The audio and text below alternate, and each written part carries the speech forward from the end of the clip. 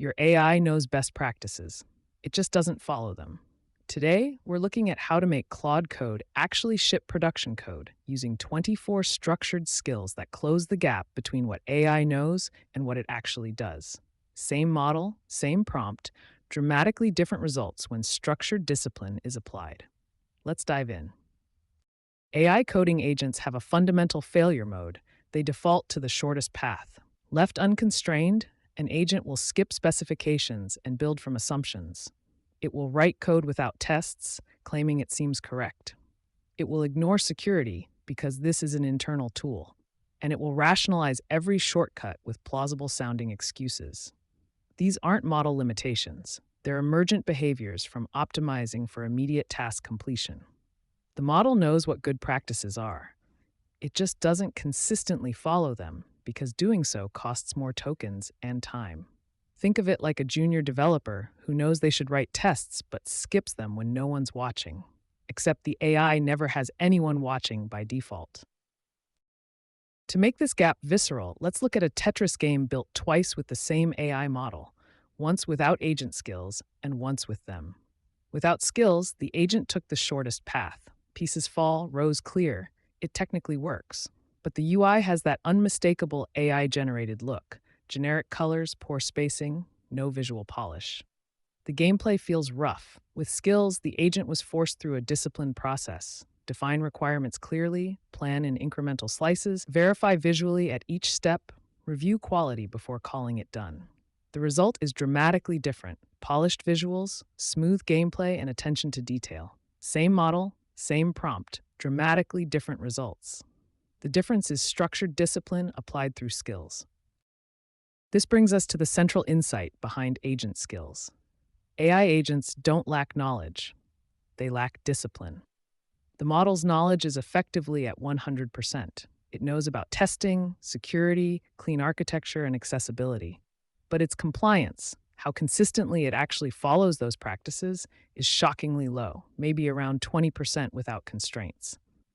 That's where skills come in. They bridge the gap between what the agent knows and what it actually does by encoding discipline as structured processes that the agent must follow.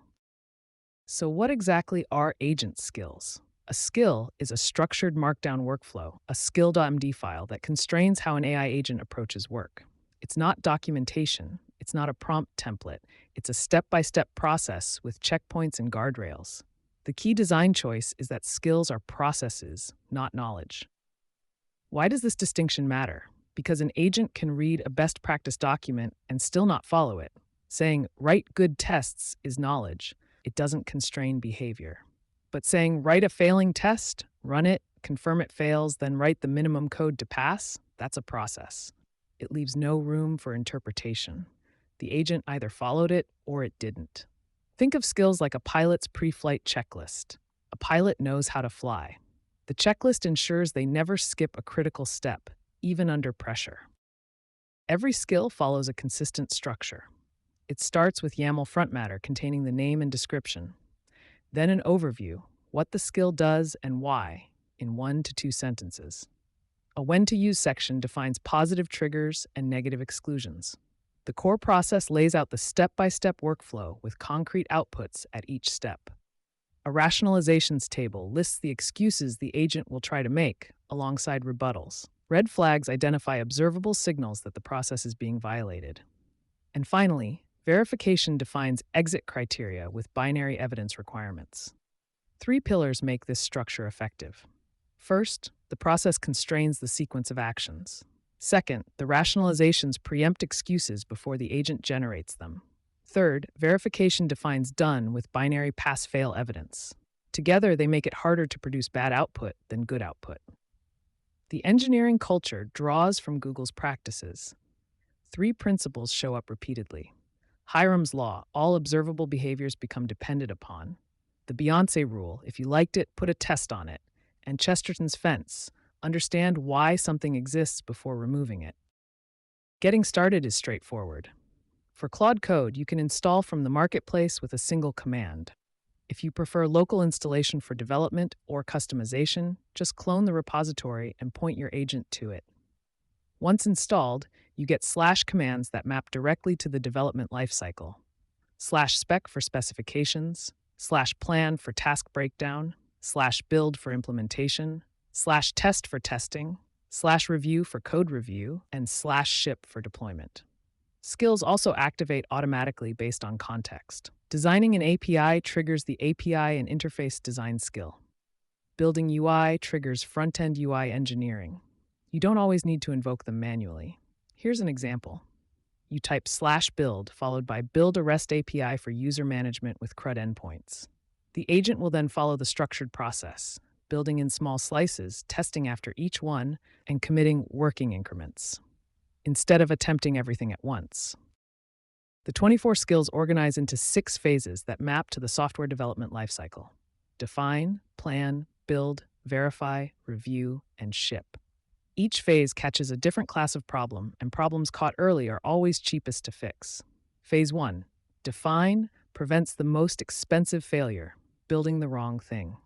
Skills like Interview Me and spec-driven development force the agent to clarify requirements before writing code. Phase 2, plan, decomposes work into small, focused tasks with explicit acceptance criteria, preventing the agent from attempting everything at once. Phase 3, build, is the largest phase with 7 skills. Each prevents a different failure mode, from incremental implementation for thin vertical slices to test-driven development for requiring failing tests first, to front-end UI engineering for following your design system instead of the AI's defaults. Phase 4, verify, requires concrete evidence, not seems right. Browser testing with DevTools gives agents eyes into the application. Phase 5, review, applies multiple quality lenses: correctness, readability, architecture, security, and performance.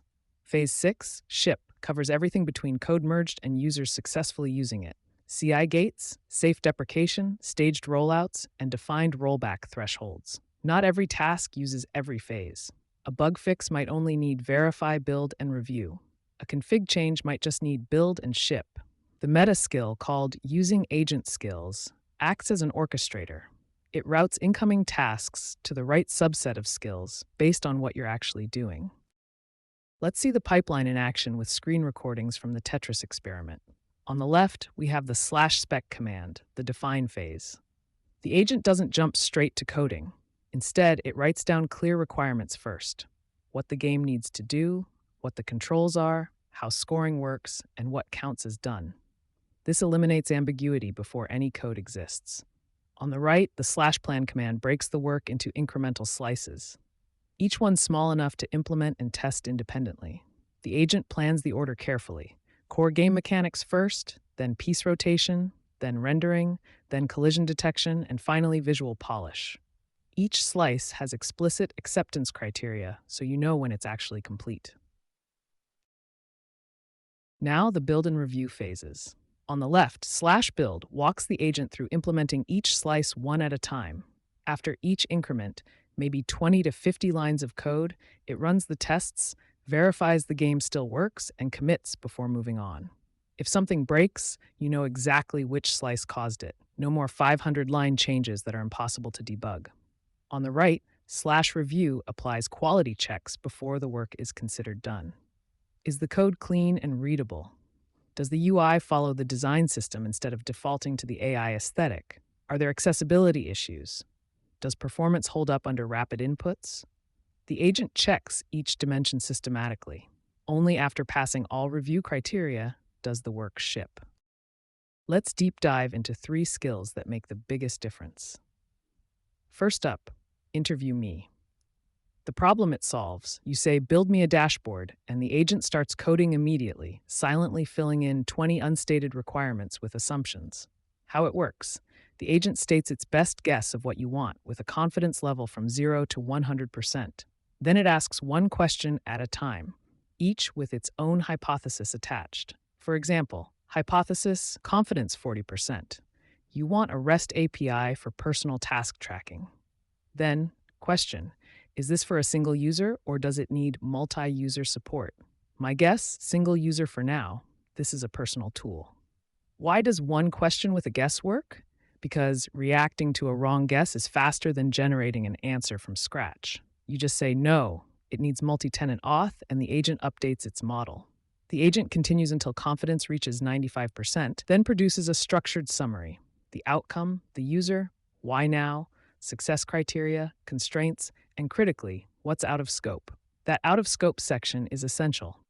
Half of misalignment is silent disagreement about what's not being built. 5 minutes of Q&A prevents hours of rework. Next, incremental implementation, the skill that stops tangled, impossible to debug changes. The problem: the agent tries to implement an entire feature in one pass, producing a 500-line change where something breaks and you can't figure out what caused it. The core cycle is simple: implement, test, verify, commit, then move to the next slice. Never more than about 100 lines between test runs. The skill offers 3 slicing strategies. First, vertical slices, the preferred approach, where you build one complete path through the entire stack: database, API, and UI for a single operation. Second, contract first, where you define the interface up front, then implement both sides against it. Third, risk first, where you tackle the most uncertain piece early to fail fast. 7 rules enforce discipline throughout. Simplicity first. Always ask, what is the simplest thing that could work? 3 similar lines beat a premature abstraction. Scope discipline. Touch only what the current task requires. One thing at a time. Each increment changes one logical thing. Keep it compilable. After every increment, the project must build and tests must pass. Feature flags. Incomplete features stay hidden. Safe defaults. New code defaults to conservative behavior. And rollback friendly. Each increment is independently revertible. Why do commits matter so much? They're save points. If the agent goes off the rails, you reset to the last successful state. You never lose more than one increment of work. Third, front-end UI engineering, the skill that escapes the AI aesthetic. The problem: AI-generated UI has recognizable tells, purple and indigo everywhere. Excessive gradients, rounded to a cell on everything, generic hero sections, oversized padding. It screams, an AI made this. The skill constrains 4 dimensions of UI quality. Component architecture enforces composition over configuration with collocated files. State management requires choosing the simplest approach that works.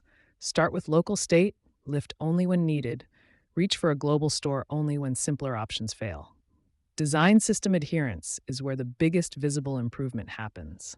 It forces the agent to use your project's actual spacing, typography, and color tokens instead of its training data defaults. The AI aesthetic anti-pattern table explicitly names what to avoid and what to use instead. Accessibility is non-negotiable.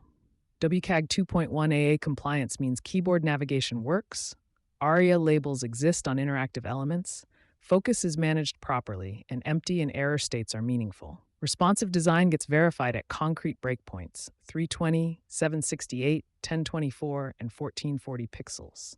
The result: UI that looks intentional, not generated. Here's something unique about this project. Every skill includes a table specifically designed to counter AI behavior, the anti-rationalization pattern. The problem it solves: AI agents are excellent at generating plausible excuses to skip expensive steps. This is simple enough to skip the spec sounds reasonable. I'll add tests after the code works sounds pragmatic. These rationalizations go unopposed unless you've prepared counter-arguments in advance. Let's look at some examples. The agent says, I'll write tests after the code works. The reality: you won't. Tests written after implementation verify the implementation, not the behavior. The agent says this is too simple to test. The reality: simple code gets complicated. The test documents expected behavior. This is an internal tool. Security doesn't matter. Reality: internal tools get promoted to external. Security debt compounds. This works because it removes the path of least resistance. The agent can't rationalize its way out when the excuse and its counterargument are already sitting in context. The shortcut has been anticipated and debunked before the agent even thinks of it. The effect: it becomes harder to produce bad output than good output. That's the whole design philosophy in one sentence. The 24 built-in skills won't cover everything. Every team has domain-specific processes worth encoding. Here's how to create your own in 6 steps. Step 1. Start with the failure. Identify what goes wrong without this skill. Be specific. Not code quality is low, but the agent deploys without running smoke tests, causing 3 rollbacks last month. Step 2. Define the process. List the steps that prevent that failure in order. Each step needs a concrete output: a file written, a command run, a condition checked.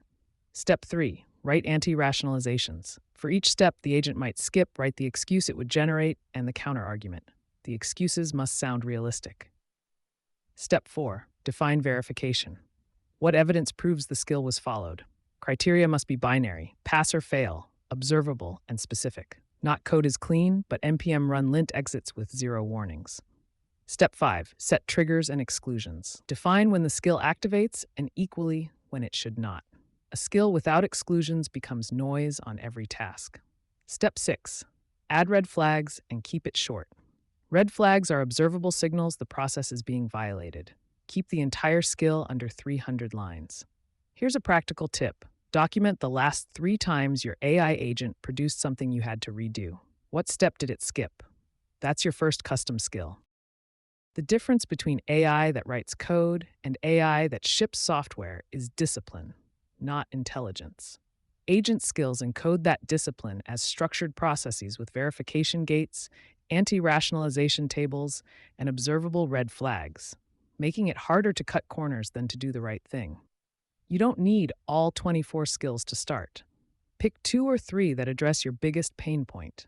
Interview me to stop building the wrong thing. Incremental implementation to stop tangled changes. Test-driven development to stop shipping untested code. Once you see the difference, design your own for your team's specific workflows. Check out the full collection on GitHub at adiosmani/agent skills and visit wisebuilder.dev for more content like this.